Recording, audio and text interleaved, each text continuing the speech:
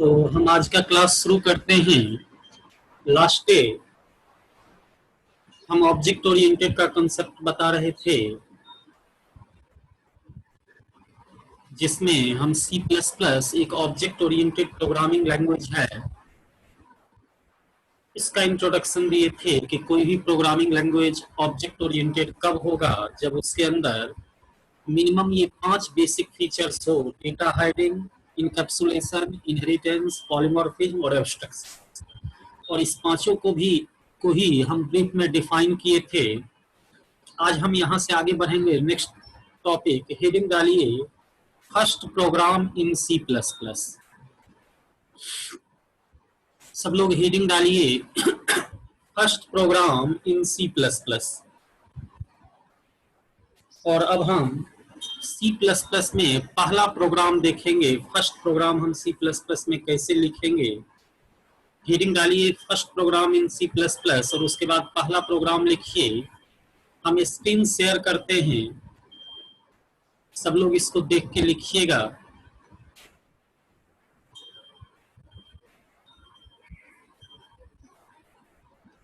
लिखिए first programme इन C++, heading दीजिए और ये फर्स्ट प्रोग्राम सब लोग लिखिए। ये जो पहला प्रोग्राम हम लिखे हैं, include iostream.h, conio.h, main 3 line इसके अंदर लिखे। Clear screen, C out welcome in C++, C out how are you और सी आउट बाय। इसको लिखिए सब लोग।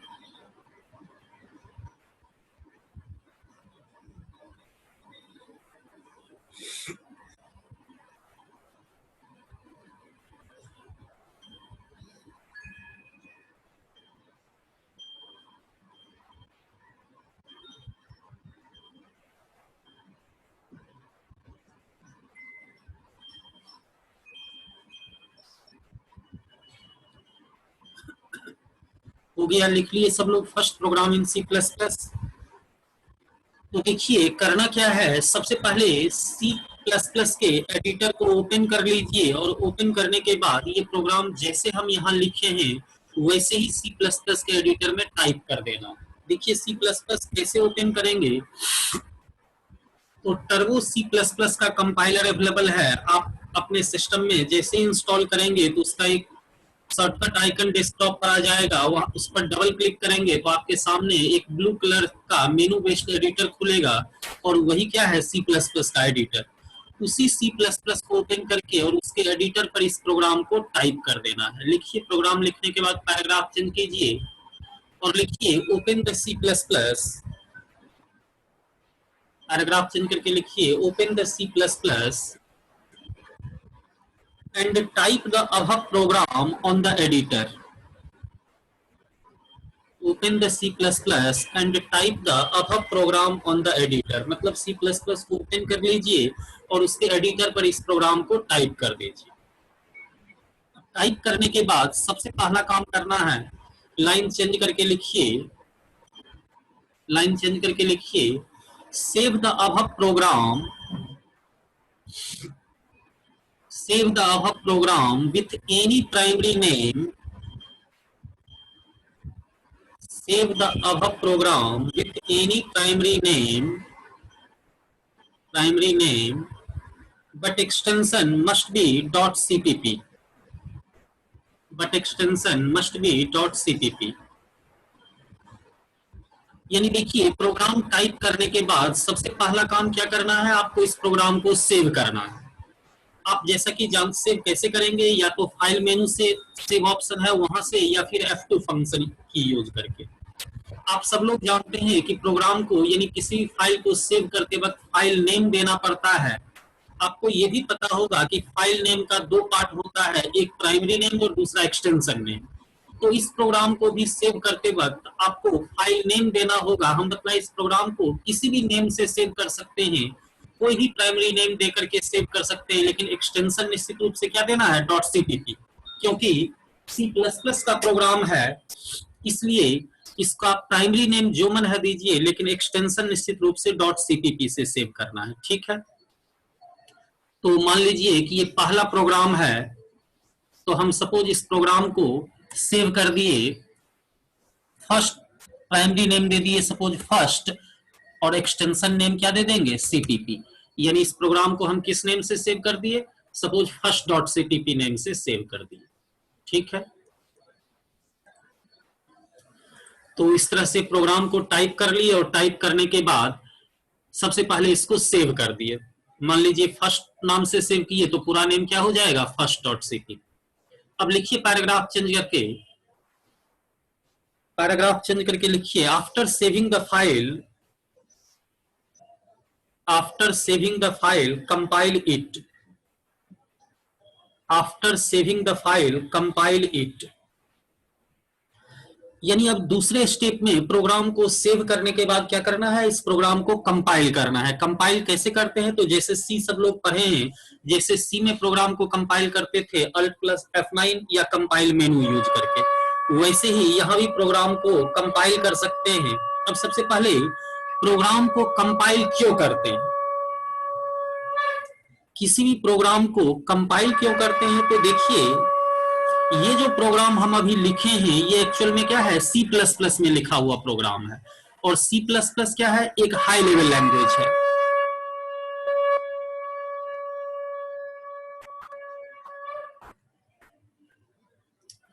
अभी जो हम ये प्रोग्राम लिखे हैं ये सी प्लस प्लस में लिखा हुआ प्रोग्राम है, और ये एक हाई लेवल लैंग्वेज में लिखा हुआ कोड है।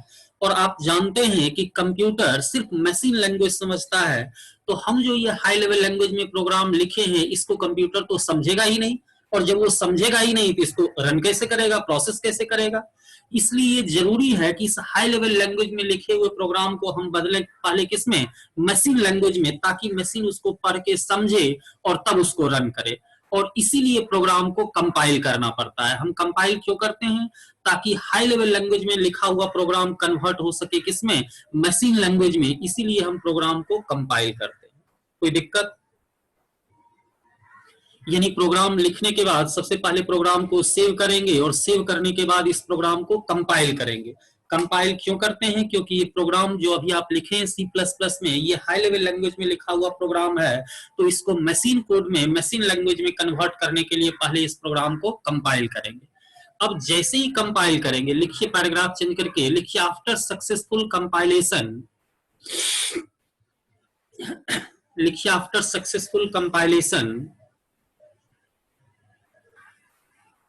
we will get an another file, we will get an another file, we will get an another file with extension .obj, with extension .obj। हम बताए कि जैसे ही इस प्रोग्राम को सक्सेसफुली कंपाइल कीजिएगा तो कंपाइलेशन के बाद फिर से एक नया फाइल बनेगा। उस फाइल का भी प्राइमरी नेम तो फर्स्ट ही रहेगा, फर्स्ट नाम से सेव किए तो प्राइमरी नेम तो फर्स्ट ही रहेगा, लेकिन एक्सटेंशन बदल के क्या हो जाएगा, .obj। यानी प्रोग्राम एक लिखे थे, लेकिन जैसे ही कंपाइल करेंगे ये दो फाइल में कन्वर्ट हो जाएगा।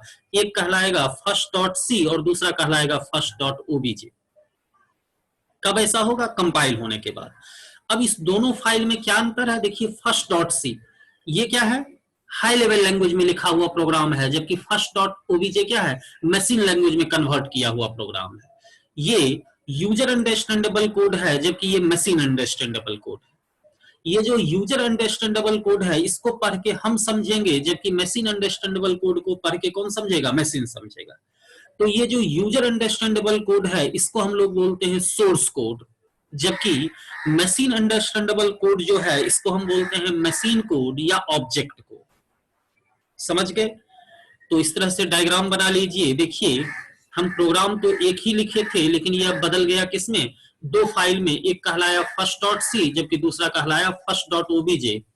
फर्स्ट डॉट सी को हम क्या बोलेंगे, सोर्स कोड, जो कि यूजर अंडरस्टैंडेबल कोड है, जबकि फर्स्ट डॉट ओबीजे ये ऑब्जेक्ट कोड है जिसको हम मशीन अंडरस्टैंडेबल कोड बोलते हैं। ठीक है, इस डायग्राम को बना लीजिए।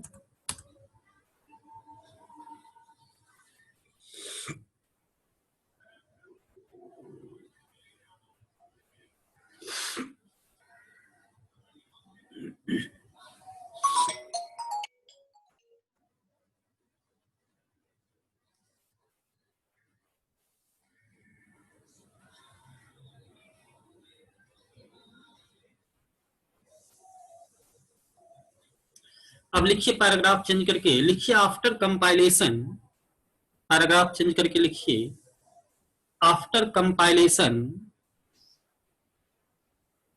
After compilation linking will be done, after compilation linking will be done.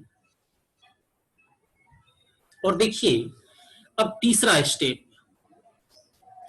हम बतलाए कि जैसे ही प्रोग्राम का सक्सेसफुल कंपाइलेशन होगा तो अब तीसरा प्रोसेस होगा लिंकिंग का। ये लिंकिंग क्या है, ध्यान से सब लोग समझिए। देखिए सी या सी प्लस प्लस में प्रोग्राम लिखने के लिए अलग अलग ऑपरेशंस के लिए अलग अलग तरह के फंक्शंस अवेलेबल हैं। ऐसे फंक्शंस और प्री डिफाइंड स्ट्रीम्स अवेलेबल हैं। ऐसे फंक्शन को हम लाइब्रेरी फंक्शन या प्री डिफाइंड स्ट्रीम्स बोलते हैं। जैसे देखिए अभी हम ये जो फर्स्ट प्रोग्राम लिखे इसमें क्लियर स्क्रीन फंक्शन यूज किए हैं।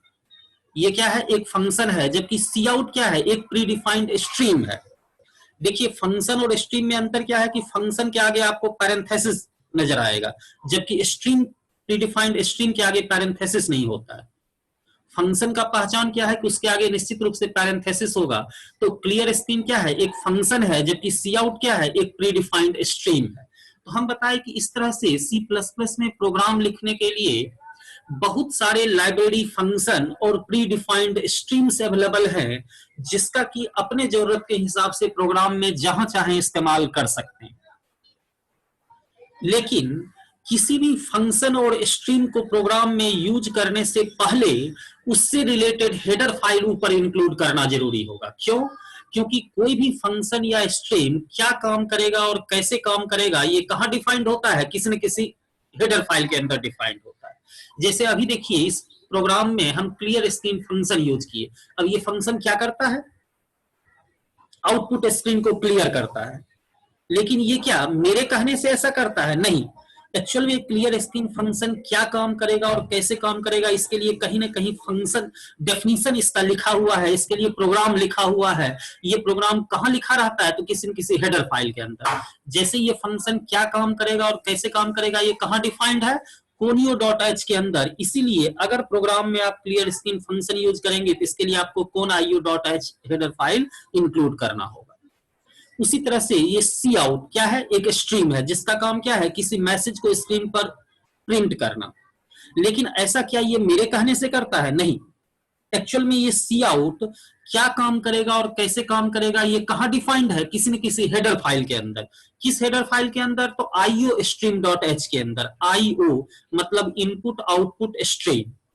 इसके अंदर वो सारे इनपुट आउटपुट स्ट्रीम्स अवेलेबल हैं जिसका हम आईओ ऑपरेशन के लिए इस्तेमाल करते हैं। इसका मतलब है कि प्रोग्राम में जब कभी भी हम ये सी आउट स्ट्रीम यूज करेंगे तो इसके लिए जरूरी है कि आप प्रोग्राम में आईओ स्ट्रीम हेडर फाइल को इंक्लूड करें। बात समझ रहे हैं? सी आउट क्या है, एक आउटपुट स्ट्रीम है जो किसी मैसेज को स्क्रीन पर प्रिंट करता है। और ये स्ट्रीम क्या काम करेगा और कैसे काम करेगा ये कहां डिफाइंड होता है? आईओ स्ट्रीम डॉट एच नाम के हेडर फाइल में। तो इतना बात समझ गए। तो देखिए जैसे ही कंपाइलेशन का प्रोसेस होता है, कंप्लीट होता है, उसके बाद लिंकिंग का प्रोसेस होता है। लिंकिंग का मतलब क्या है कि प्रोग्राम में जितने भी लाइब्रेरी फंक्शन और प्री डिफाइंड स्ट्रीम्स हैं वो अपने अपने हेडर फाइल के साथ इंटरनली लिंक हो जाता है ताकि ये अपना ऑपरेशंस पूरा कर सके। इसी प्रोसेस को बोलते हैं लिंकिंग। यानी जैसे क्लियर स्क्रीन ये लिंक लॉजिकली इंटरनली लिंक हो जाएगा किसके साथ? कोनियो डॉट एच के साथ। तभी जाके क्लियर स्क्रीन का कोई मतलब होगा। इसी तरह ये सी आउट किसके साथ लिंक हो जाएगा? आईओ स्ट्रीम के साथ। ये भी सी आउट आईओ स्ट्रीम के साथ और ये भी सी आउट आईओ स्ट्रीम के साथ। समझ रहे हैं? Yes sir.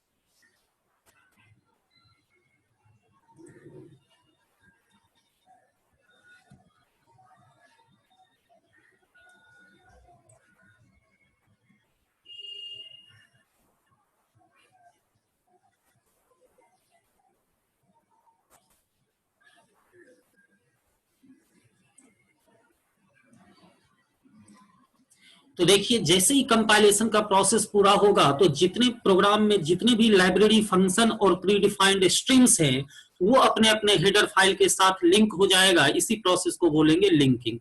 जैसे अभी देखिए क्लियर स्क्रीन फंक्शन लिंक हो गया किसके साथ, कोनियो डॉट एच के साथ। इसी तरह सी आउट जहां भी यूज किए ये सब किसके साथ इंक्लूड लिंक हो गया, आईओ स्ट्रीम के साथ, ताकि ये अपना ऑपरेशंस पूरा कर सके। इसी प्रोसेस को बोलते हैं लिंकिंग। और जैसे ही लिंकिंग कंप्लीट होगा, लिखिए पैराग्राफ चेंज करके हम लिखाए after compilation linking will be done, full stop के बाद लिखिए आफ्टर लिंकिंग, फुल स्टॉप के बाद लिखिए after linking we will get, after linking we will get an another file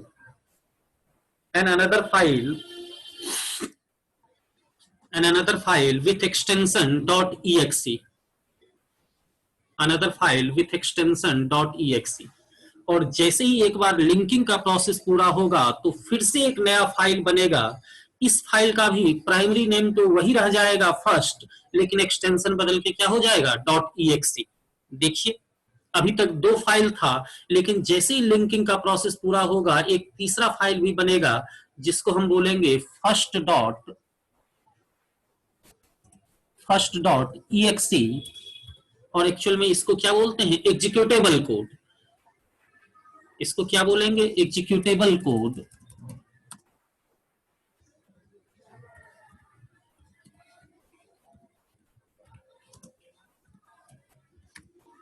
तो देखिए अभी तक 2 फाइल था, लेकिन जैसे ही प्रोग्राम का लिंकिंग होगा तो लिंकिंग के बाद फिर से एक नया फाइल बनेगा। इस फाइल का भी प्राइमरी नेम तो फर्स्ट ही रहेगा, लेकिन एक्सटेंशन बदल के क्या हो जाएगा exe। और फाइनली इसको हम क्या बोलेंगे, एग्जीक्यूटेबल कोड। इस तरह से 3 फाइल बना, पहला था first.c, दूसरा first.obj और तीसरा first.exe। first.c को सोर्स कोड बोलेंगे, कंपाइल होने के बाद first.obj बनेगा जिसको हम ऑब्जेक्ट कोड बोलेंगे। और जैसे ही लिंकिंग का प्रोसेस होगा तो तीसरा फाइल बनेगा जिसको हम एग्जीक्यूटेबल कोड बोलेंगे। समझ गए सब लोग? तो ये डायग्राम बना लीजिए सब लोग।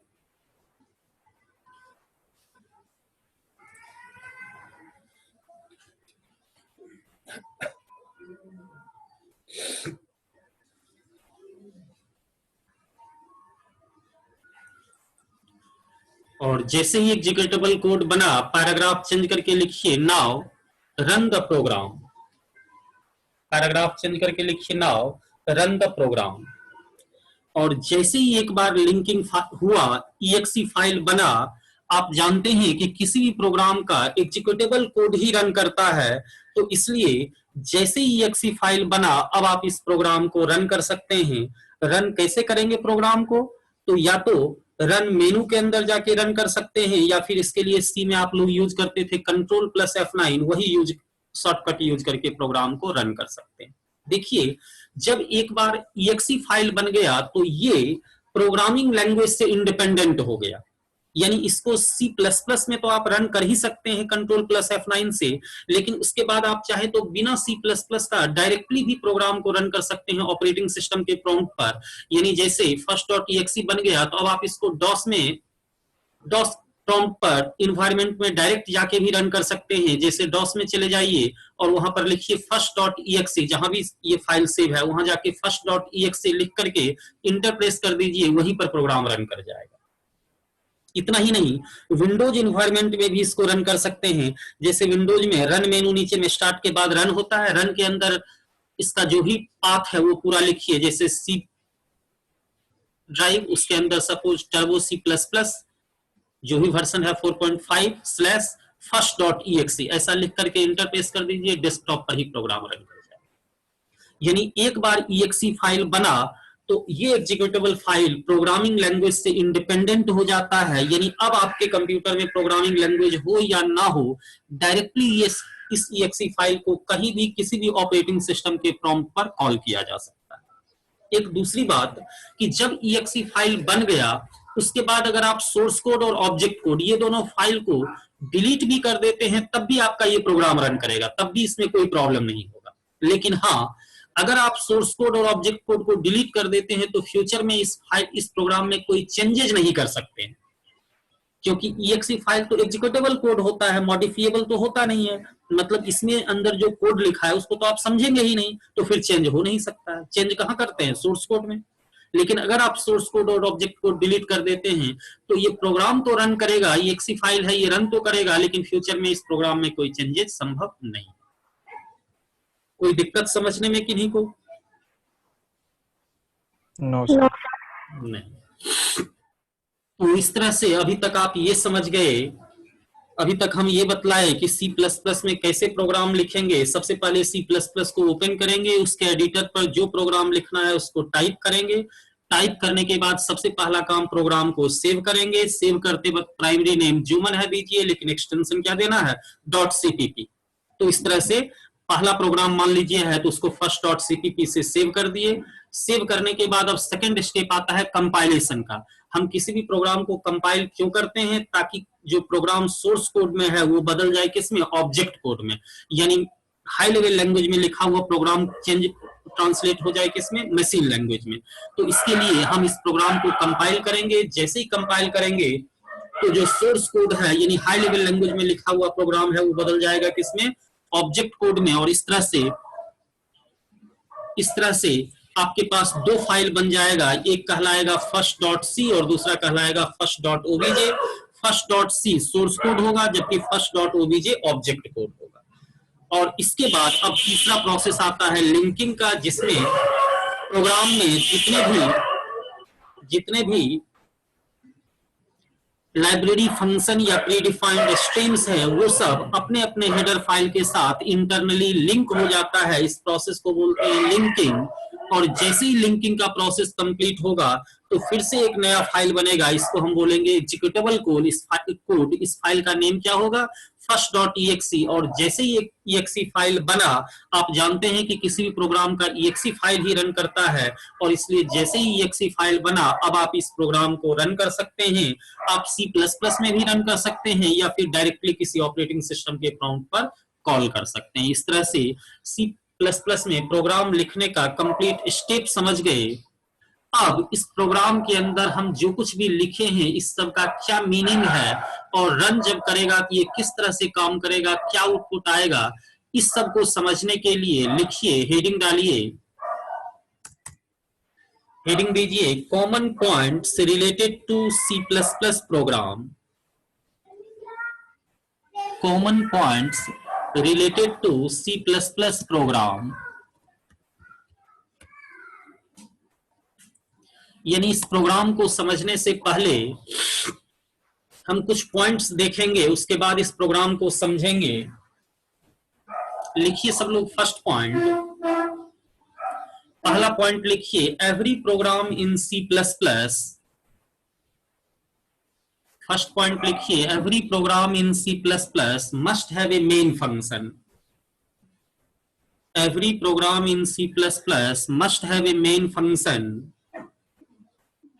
and it must be only one, and it must be only one। जिनको प्रॉब्लम होगा लिखने में वो अपना स्क्रीनशॉट लेके रख सकते हैं, बाद में लिख सकते हैं, हम दिखा ही रहे हैं पॉइंट। अब सेकंड पॉइंट लिखिए during the compilation. During the compilation, compiler will check the program from top to bottom.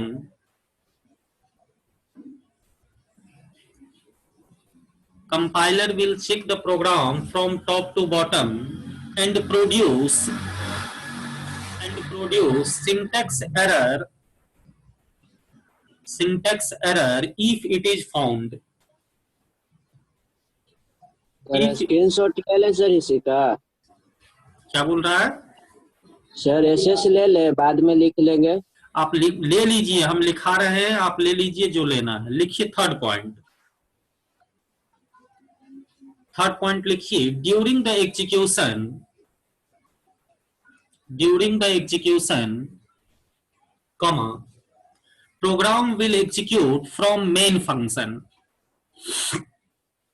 During the execution, program will execute from main function. Full stop. इसी में लिखिए every program must be terminated at the main function. Every program must be terminated at the main function. अब लिखिए next point, fourth point लिखिए every function must have a functionality. Every function must have a functionality. Full stop. लिखिए we write the functionality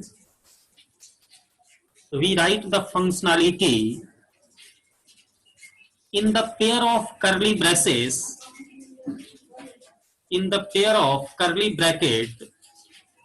called function block.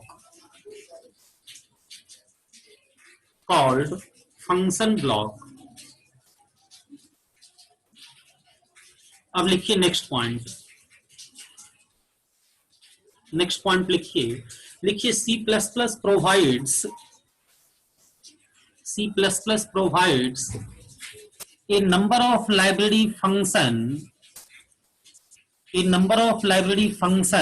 and predefined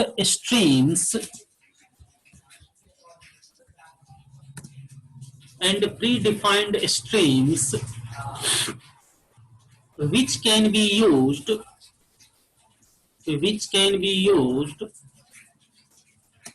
in the program, but before using it,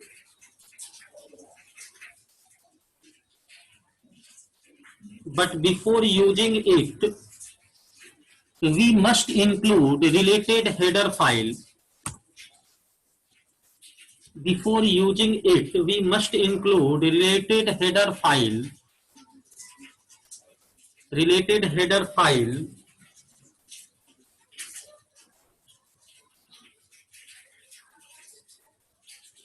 full stop. इसी में लिखिए header file contains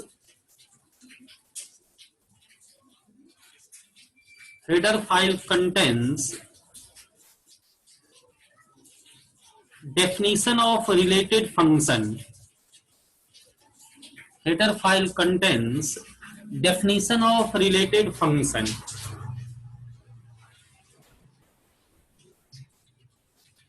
अब लिखिए next point लिखिए preprocessor indicates the statement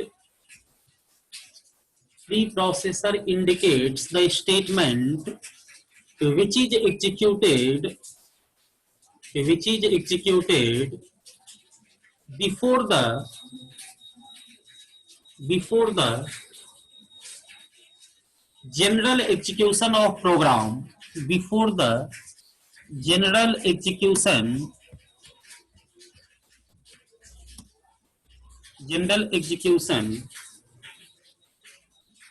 of program.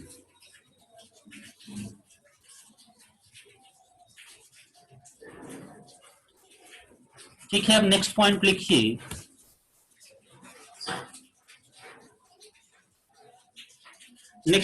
return type means the data type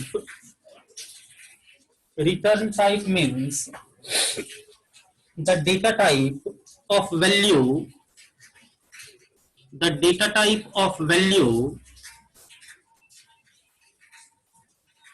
returned by the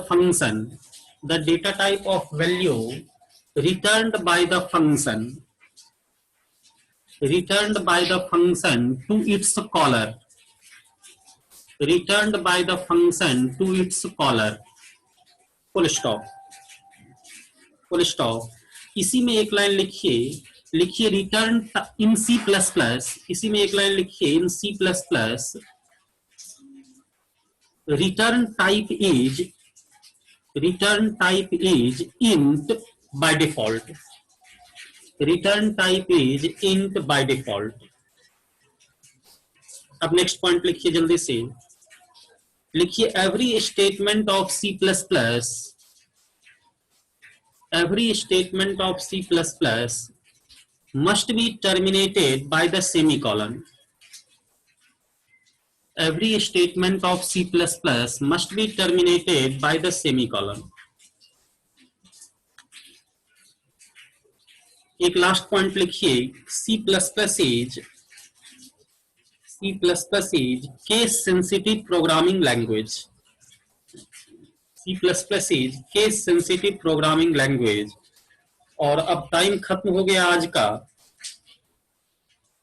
of हो जाएगा, तो हम नेक्स्ट क्लास में इस टॉपिक को कंप्लीट करेंगे। नेक्स्ट क्लास में अभी जो जो पॉइंट हम लिखाए हैं उस सारे पॉइंट को अगले क्लास में समझाएंगे और तब फाइनली देखेंगे कि ये प्रोग्राम कैसे रन करेगा और इसका क्या आउटपुट आएगा, और फिर इससे आगे टॉपिक स्टार्ट करेंगे।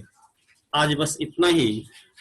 हम रिकॉर्डिंग इस क्लास का भेज देंगे, जिन लोग का छूटा वगैरह होगा वो अपना देख के कंप्लीट कर लीजिएगा। नेक्स्ट डे इस सारे पॉइंट्स को हम डिफाइन करेंगे, समझाएंगे।